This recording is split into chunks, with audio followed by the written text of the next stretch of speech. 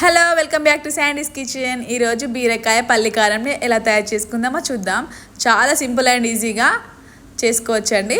First పల్లీలని లైట్గా roast చేసుకున్న తర్వాత అందులోనే 2 స్పూన్ల ఎండు కొబ్బరి పౌడర్ని వేసుకొని బ్రౌన్ కలర్ వచ్చినాక మిక్సీ బౌల్లో వేసి పక్కన పెట్టుకోవాలి. నెక్స్ట్ అదే ప్యాన్లో ఆయిల్ పోసుకొని 2 పెద్దగా ఉన్న ఆనియన్స్ని కట్ చేసుకొని వేసుకోవాలి. ఒక 5-6 వెల్లుల్లి వేసుకొని లైట్గా ఫ్రై చేసుకొని మనం పల్లీలు వేసుకున్నాం కదా మిక్సీ బౌల్లో, అదే బౌల్లో ఆనియన్స్ని కూడా ఫ్రై అయిన తర్వాత వేసుకొని పసుపు కారము తగినంత పసుపు కారము సాల్ట్ ధనియా పౌడర్ జీలకర్ర యాడ్ చేసుకొని మెత్తని పేస్ట్లా చేసి పక్కన పెట్టుకోవాలి అండి. నెక్స్ట్ బీరకాయ పైన తొక్కంతా తీసేసి సైడ్స్ కట్ చేసి మిడిల్లో ఈ విధంగా కట్ చేసుకొని సేమ్ ఈక్వల్ పీసెస్లా కట్ చేసుకొని మంచిగా కడుక్కొని వీడియోలో చూపించిన విధంగా ఇలా కాట్ పెట్టుకొని చాక్ తోటి అన్నీ అదే విధంగా 1 by 1 కాట్ పెట్టుకోవాలి అండి.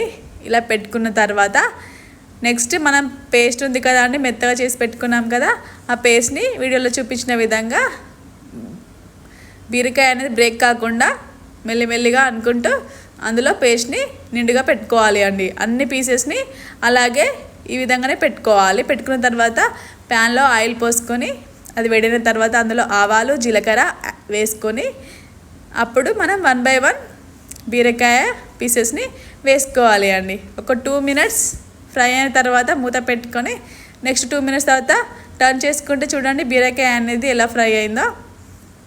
ఇలా అన్నీ అదే విధంగా ఫ్రై చేసుకోవాలి అండి. 1 by 1 టర్న్ చేసుకోవాలి.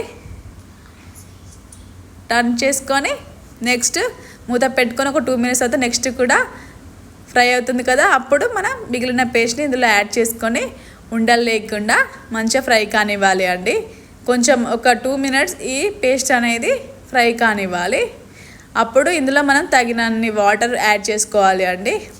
కొంచెం ఫస్ట్ వాటర్ యాడ్ చేసుకొని మంచిగా కలుపుకున్న తర్వాత ఇంకా మనకి ఎంత వాటర్ పడుతుందో అంత వాటర్ మళ్ళీ యాడ్ చేసుకోవాలి.